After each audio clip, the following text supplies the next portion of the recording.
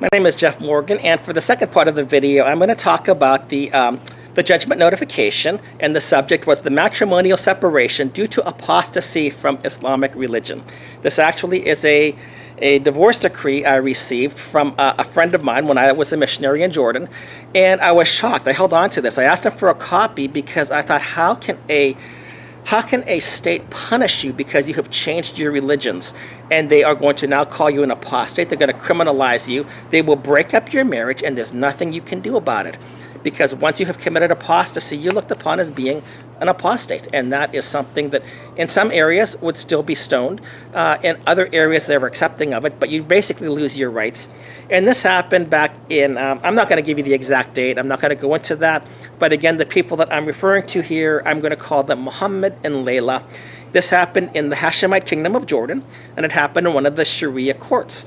Now, the Sharia courts are designed to apply Islamic law to people who are Muslims. So it kind of seems strange that here is a man, Muhammad, who has said, I've converted from Islam, I'm now a Christian, that he has to be tried in an Islamic court. But in the religion of Islam, once you are born a Muslim, you are always a Muslim. And even if you change, it doesn't make a difference. You are a member of the Kingdom of Jordan, and you will be judged by the Islamic law.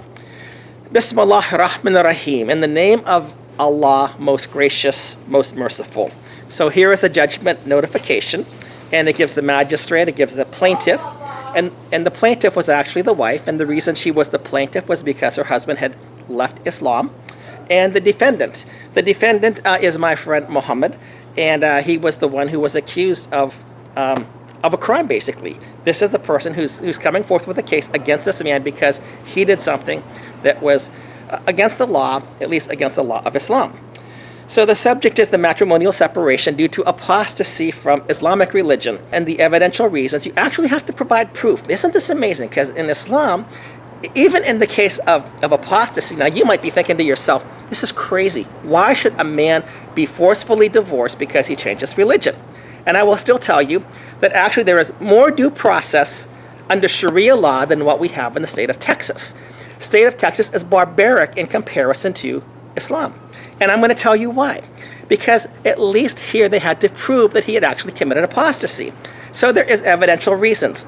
In the state of Texas, no reason is necessary. One person can say, I want the divorce, and the other person can say, I don't want a divorce. The one person says, but I find the marriage insupportable. And there's no evidence given. There's no proof given. The judge doesn't have to give any evidence. In fact, the state of Texas automatically believes the person who is filing for divorce. In spite of the evidence doesn't mean a thing. But in Islam, you at least have to prove the evidence that somebody has committed apostasy. So this is in the case of the two litigants, and this is a legal battle. And once again, I've said many times, divorce is a legal action. It is a lawsuit. In the state of Texas, it is a lawsuit. Unfortunately, in the state of Texas, it is a lawsuit that the respondent can never win. 100% of the time, the respondent will lose, and the state of Texas will side with the person filing for divorce. 100% of time, without exception, and it's very easy to prove. All you have to do is look in the last 5 years in Texas and give me 5 instances in which a judge has denied a divorce. You can't find them. Why? Because it doesn't happen. Because our Texas Family Code basically says, well, if somebody wants to get a divorce for any reason, for no reason, for made-up reason, that person can do it. No proof necessary. We will cater to that person and often reward that person as well. For example, he or she might get the house, might get the kids, might get a lot of the assets, might get future income, and as far as in child support, which they can use any way they want to. But in Islam, there's a little bit of evidence needed here. So here it comes. In the case of the two litigants, the above mentioned, the following court verdict has been passed. In the name of His Majesty King Abdullah II Ibn al-Hussein. Pursuant to the case, demand verification, declaration, and the written evidence, and in practicing Article 79 of the Judicial Magazine, 303, 304, and 311 of the Sharia Judgments Book concerning the personal status, and Article 75 of the Sharia Trials Basic Act, the court judges and orders into the dissolution of the marriage contract issued by this court. So this was the court that actually issued the marriage contract, and now they're ordering the dissolution of the marriage contract. The existing between the plaintiff, and this again is the lady Layla, whose name has been changed, and the above-mentioned defendant, who's my friend Muhammad. Since the court had gotten evidential proof, and again, this is proof as necessary. Hearsay did not fly in this court. Proof was necessary. This would be something that our Texas family courts would be good to take note of, because in our Texas family courts, a lot of hearsay gets presented as evidence, but they actually had to have real evidence. But since the court had gotten evidential proof that the defendant had entered into an apostasy act from Islam by embracing the Christian religion, the court also judges and orders that he again entered into an apostasy state from Christianity to Islam. So he went from Islam to Christianity, and then he went from Christianity to Islam. He had shown a true contrition. He had abandoned Christianity, and he had announced his full acquittal of any religion except Islam. However, he went back to being a Christian. That was his conviction. He was working overseas, and when he was excited to come home and tell his family about his faith in Jesus Christ, because he wanted his whole family to embrace the faith in Jesus Christ. No idea in the world that he was going to be forcefully divorced, because the proof had been given that he was now an apostate. Accordingly, the plaintiff, Layla, should have to start her Sharia iddah, and that is a legal waiting period. Basically, what happens is when you file for divorce, you have to wait for a certain amount of time to pass, because they want to make sure that the woman is not pregnant. They want to make sure that if there is a child, that you're not going to have paternity fraud, which is also another big problem we have in the state of Texas. They have to wait a certain amount of time, because within 3 months, I believe it's 3 months for divorce, 3 menstrual cycles, you should know whether the lady is pregnant or not. And she is not allowed to have any relations with her husband at that time, nor anybody else. And if she were to have relations with somebody else during that time and get pregnant, the consequences could be quite severe to her. So she should have to start her Sharia iddah as of the day they were separated, and never have any meeting as of, and they give the date. I informed her that she has the right to renew their marriage contract. Again, it is a marriage contract. She has the right to renew her marriage contract as of the day herein shown below, exempting her from all charges and legal fees. Well, that's also interesting, exempting her from all charges and legal fees.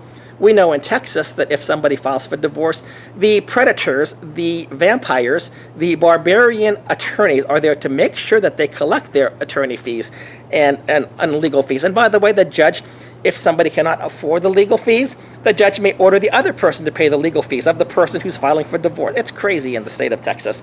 That's what I'm saying, that in the state of Texas, family court is more barbaric than what we find in Islam.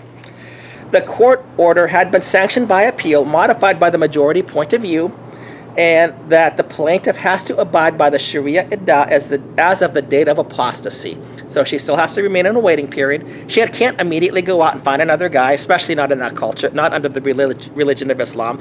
Not like in Texas, where all you have to do is wait for 31 days and you can marry somebody else. You can already be in a relationship with that person, and you may be filing for divorce because you are in a relationship with that person.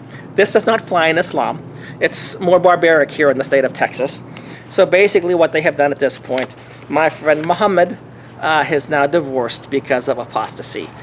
But what I'd like to talk about even more is that, as barbaric as this sounds, the state of Texas is worse. At least in this case, they had to provide proof or the testimony of the individual who was being divorced.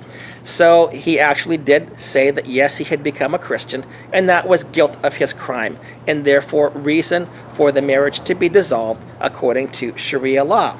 In the state of Texas, when a person files for NoFault Divorce against the will of the other person, the person does not have to provide any proof.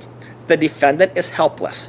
Even if the defendant does not want the divorce, he or she loses 100% of the time, often loses the house, often loses monetary assets, other type of assets, often ends up having to pay child support, often cannot see the children the way that he or she, either one of them, has been seeing them in the past.